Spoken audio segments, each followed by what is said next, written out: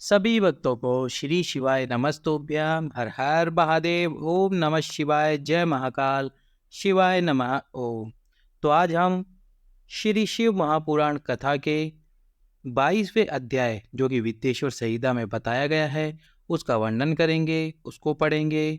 शिव नैवेद्य भक्षण का निर्णय एवं बिल्व पत्र का क्या महत्व है, इसी का बारे में ये अध्याय हमको बताएगा। बिल्व पत्र का क्या महत्व है शिव जी के जीवन में, या शिव पर बिल्व पत्र समर्पित करने का क्या महत्व है, और शिव का जो नैवेद्य होता है उसका भक्षण का निर्णय किसने लिया है, किस प्रकार से लिया है, बिल्व पत्र भगवान शंकर को कितना प्रिय है, बिल्व पत्र का क्या महत्व है। साथ ही हम आपको एक दीपक सोमवार का मनोकामना पूर्ति उपाय का भी वर्णन करेंगे, कैसे आपकी मनोकामना केवल एक दीपक से पूर्ण हो सकती है। तो चलिए सुनते हैं शिव महापुराण की कथा के विद्येश्वर संहिता के 22वें अध्याय को। पर उससे पहले जो आप पिछले वीडियोस को लाइक कर रहे हो, चैनल को सब्सक्राइब करा रहे हो, उतना ही प्यार इस वीडियो को भी दे। वीडियो को लाइक, चैनल को सब्सक्राइब और अधिक से अधिक लोगों के पास में शेयर करें, ताकि वह भी शिव महापुराण की इस कथा का अनुग्रह प्राप्त कर सके और अपने जीवन में शिव को प्रणाम कर शिव की पूजन वंदना कर सके। तो चलिए सुनते हैं शिव महापुराण कथा विद्येश्वर संहिता 22वां अध्याय। ऋषिगण बोले, हे महामुने, हमने पहले सुना है कि भगवान शिव को अर्पित किया गया नैवेद्य आग्रह होता है, अतएव नैवेद्य के विषय में निर्णय और बिल्वपत्र का महत्व भी कहिए। सूत जी बोले, हे मुनियों, अब आप सब सावधानी से सुने। मैं प्रेम पूर्वक सब कुछ कह रहा हूँ। आप लोग शिव व्रत धारण करने वाले हैं, अतः आप लोग धन्य हैं। जो शिव का भक्त, पवित्र, शुद्ध, सद्व्रती तथा दृढ़ निश्चयी है, उसे शिव नैवेद्य अवश्य ग्रहण करना चाहिए और आग्रह भावना का त्याग कर देना चाहिए। शिव नैवेद्य को देखने मात्र से ही सभी पाप दूर हो जाते हैं, और शिव का नैवेद्य भक्षण करने से तो करोड़ों पुण्य स्वतः आ जाते हैं। नैवेद्य का भक्षण यानी कि खाने से। हजार यज्ञों की बात कौन कहे, अर्बुद यज्ञ करने से भी वह पुण्य प्राप्त नहीं हो पाता जो शिव नैवेद्य खाने से प्राप्त होता है। शिव नैवेद्य खाने से तो शिव सायुज्य की प्राप्ति भी हो जाती है। जिस घर में शिव को नैवेद्य लगाया जाता है या अन्यत्र से शिव को समर्पित नैवेद्य प्रसाद रूप में आ जाता है, वह घर पवित्र हो जाता है। तो देखा आपने, यदि आप भगवान शंकर को जल समर्पित करते हो और उस जल समर्पित करने के बाद में उस जल को पीते हो, तो आपके रोग और आपका पुण्य, रोग तो समाप्त होंगे और पुण्य आपका बढ़ता जाएगा। घर पवित्र, और यदि आपके घर में शिव को चढ़ा हुआ नैवेद्य आता है या फिर प्रसाद के रूप में भी आता है, तो वह घर पवित्र हो जाता है और वह अन्य को भी पवित्र करने वाला हो जाता है।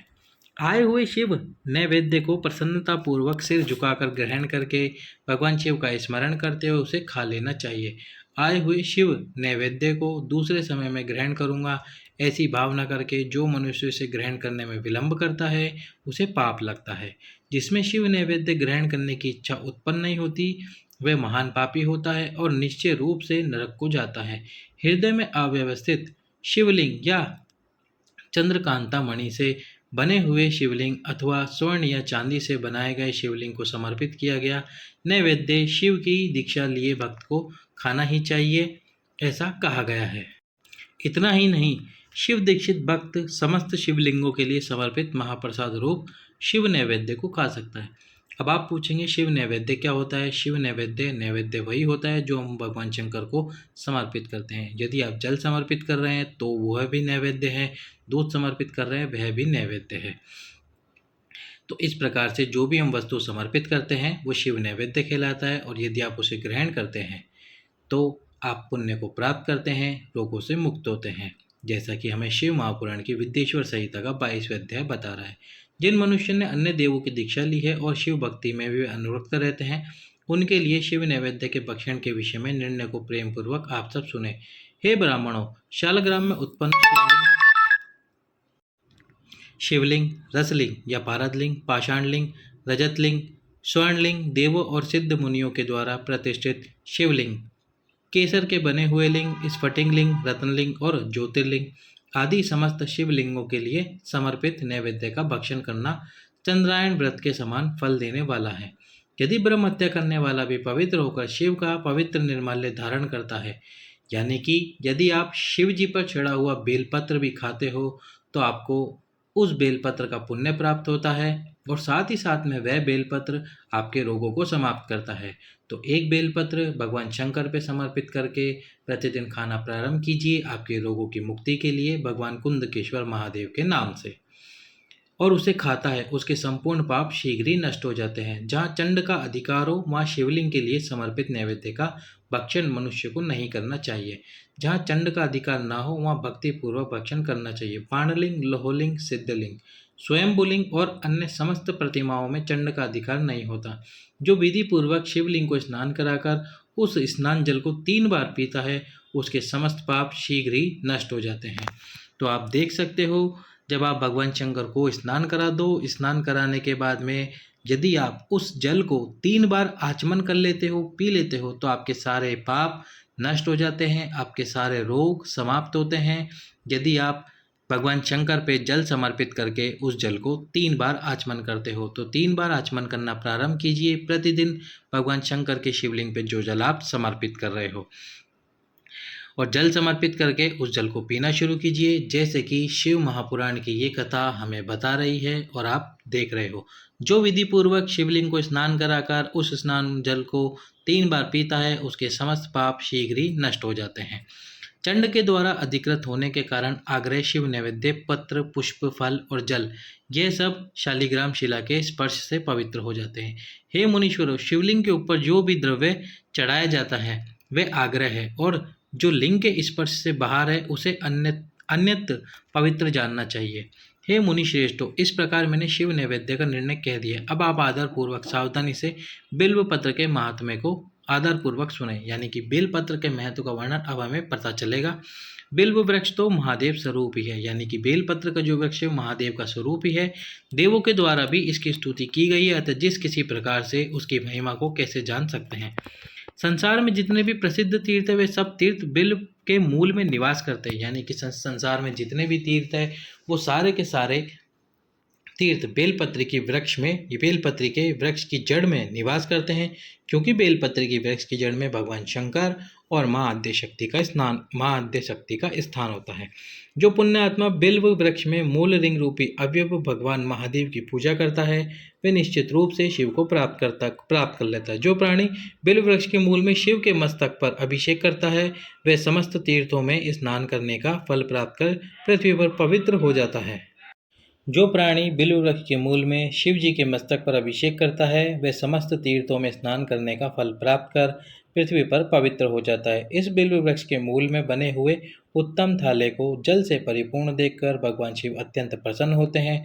जो व्यक्ति गंध पुष्पादि से बिल्व वृक्ष के मूल का पूजन करता है वह शिवलोक को प्राप्त कर लेता है और उसके संतान और सुख की अभिवृद्धि होती है। तो यानी कि यदि आपके संतान नहीं है तो आप बिल्व वृक्ष का जो मूल है, यानी कि जो उसका तना होता है, उसकी पूजा करें, उस पर चंदन लगाए, उसके पूजन अभिषेक करें, जल समर्पित करें। यदि बिल्व पत्र की आप पूजा करते हैं तो महादेव प्रसन्न होते हैं और महादेव प्रसन्न होकर आपको संतान का सुख प्रदान करते हैं। जैसा कि ये शिव महापुराण की विद्येश्वर संहिता हमें बता रही है, उसको संतान की और सुख की अभिवृद्धि होती है यदि हम बिल्व वृक्ष की पूजा करते हैं। जो मनुष्य बिल्व वृक्ष के मूल में आधारपूर्वक दीपमाला का दान करता है वे तत्व ज्ञान से संपन्न होकर महादेव के सानिध्य को प्राप्त हो जाता है। जो बिल्व शाखा को हाथ से पकड़कर उसके नव पल्लव को ग्रहण करके बिल्व की पूजा करता है वह समस्त पापों से मुक्त हो जाता है। जो पुरुष भक्ति पूर्वक बिल्व वृक्ष के नीचे एक शिव भक्त को भोजन कराता है उसे करोड़ों मनुष्यों को भोजन कराने का पुण्य फल प्राप्त हो जाता है। और यदि आप किसी ब्राह्मण को भोजन करा देते हैं तो आपको करोड़ों लाखों गुना फल प्राप्त होता है। या यदि किसी सामान्य व्यक्ति को भी आप बिल्व वृक्ष के नीचे बिठाकर भोजन कराते हैं, उसको भरपेट खाना खिलाते हैं, तो आपको करोड़ों मनुष्य को भोजन कराने का पुण्य प्राप्त होता है। जो बिल्व वृक्ष के नीचे दूध और घी से युक्त अन्न शिव भक्त को प्रदान करता है वह दरिद्र नहीं रहता है। वह ब्राह्मण, हे ब्राह्मणों, इस प्रकार मैंने सांगोपांग शिवलिंग के पूजन विधि को कह दिया है। इसमें भी प्रवर्तों और निवृत्तों के लिए 2 भेद हैं। तो अब हम यहाँ पर अपने उपाय का वर्णन करेंगे जो सोमवार के दिन मनोकामना पूर्ति उपाय है। उपाय कैसे करना है वो हम आपको बताते हैं। तो अब हम वीडियो के उस पड़ाव पर पहुंच चुके हैं जहां मैं आपको उपाय का वर्णन करूंगा। सोमवार के दिन एक दीप जिसमें आपको 2 लंबी बाती लगानी है और केवल एक अक्षत से आप आपकी मनोकामना पूर्ण कर सकते हो। कैसे करना है आपको ये उपाय? बेलपत्री के वृक्ष के नीचे एक दीप आपको रखना है जिसमें आपको 2 लंबी बाती लगानी है। 2 लंबी बाती इस दीप में लगानी है और ये दोनों बाती आपकी तरफ होनी चाहिए, बेलपत्र की तरफ ना हो। इसमें आपको डालना है घी और साथ में डालना है इस दीप में आपको एक अक्षत यानी कि चावल का दाना। एक अक्षत, 2 लंबी बाती लगानी है और इस दीप को बेलपत्री के वृक्ष के नीचे प्रदोष काल में प्रज्वलित करना है। प्रदोष काल आप जानते ही हैं, सूर्य अस्त से 45 मिनट पहले और 45 मिनट बाद का समय है। तो लेकिन जब आप ये जो दीप प्रज्वलित करोगे, दोनों लंबी बाती प्रज्वलित करोगे, उससे पहले प्रज्वलित करते समय आपको भगवान शिव और माँ आद्य शक्ति का स्मरण करना है। शिव शक्ति का स्मरण करते हुए, आपकी मनोकामना बोलते हुए ये दीप प्रज्वलित कीजिए कम से कम 5 सोमवार, नहीं तो जब तक आपकी मनोकामना पूर्ण न हो जाती तब तक ये दीप प्रज्वलित करते रहिए बेलपत्री के वृक्ष के नीचे। यदि बीच में कहीं आपको जाना पड़ जाए, ये नियम टूट जाए तो कोई बात नहीं। यदि माताओं बहनों का रजस्वला धर्म आ जाए तो भी कोई बात नहीं। जब जब आप अपने घर पर या बेलपत्री के वृक्ष के पास उपस्थित हो, उपाय जरूर करें। बाबा आपकी मनोकामना को जल्द से जल्द और शीघ्र से शीघ्र पूर्ण कर देंगे। चलिए, प्रवृत्ति मार्गियों के लिए पीठ पूजा इस भूतल पर संपूर्ण अभिष्ट वस्तुओं को देने वाली होती है।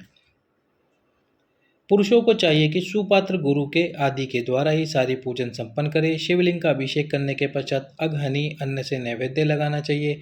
पूजा के अंत में उस शिवलिंग को किसी शुद्ध पुट यानी कि डब्बे में रख देना चाहिए अथवा किसी दूसरे शुद्ध घर में स्थापित कर देना चाहिए। निवृत्ति मार्गी उपासकों के लिए हाथ पर ही शिव पूजा का विधान है। उन्हें भिक्षा आदि से प्राप्त अपने भोजन को ही नैवेद्य में अर्पित करना चाहिए। निवृत्ति मार्गों के लिए परातत्पर सूक्ष्म लिंग ही श्रेष्ठ बताया गया है। उन्हें चाहिए कि विभूति से ही पूजा करे, विभूति की नैवेद्य शिव को प्रदान करे। पूजा करने के पश्चात इस विभूति स्वरूप लिंग को सिर पर सदा धारण करे। तो ये था शिव महापुराण की विद्येश्वर संहिता का 22वां अध्याय, जिसमें हमें बिल्व पत्र के महत्व का वर्णन किया गया। भगवान शंकर के शिवलिंग पर 3 बार जल समर्पित करने के बाद में यदि हम 3 बार उस जल का आचमन कर लेते हैं तो हमें करोड़ों पुण्य प्राप्त हो जाते हैं और हमें रोगों से मुक्ति मिल जाती है। यदि हम बेलपत्री के वृक्ष की जड़ या उसका जो तना है उस पर चंदन लगाते हैं, उसकी पूजन अर्चना करते हैं तो महादेव प्रसन्न होते हैं। एक दीप प्रज्वलित करते हैं बेलपत्री के वृक्ष के नीचे प्रतिदिन तो हमें अनंत सुखों की प्राप्ति होती है। और साथ ही साथ में यदि हम बेलपत्र के वृक्ष का प्रतिदिन और जो वृक्ष का जो तना है उसकी प्रतिदिन पूजा करते हैं, चंदन लगाते हैं तो महादेव हमको संतान का सुख भी प्रदान करते हैं। तो जिन माताओं बहनों को संतान की कमी है, संतान का सुख नहीं हो पा रहा है, वे एक बार या प्रतिदिन इस नियम को धारण करें। कौन सा नियम? प्रतिदिन बेलपत्र की पूजा, तने पर चंदन लगाना, भगवान शंकर का स्मरण करते हुए बेलपत्र की पूजा करना। और जो व्यक्ति जल और दूध को समर्पित करते हैं बेलपत्र के वृक्ष के नीचे, उसको धन की प्राप्ति होती है। तो ये था विद्येश्वर संहिता 22वां अध्याय शिव महापुराण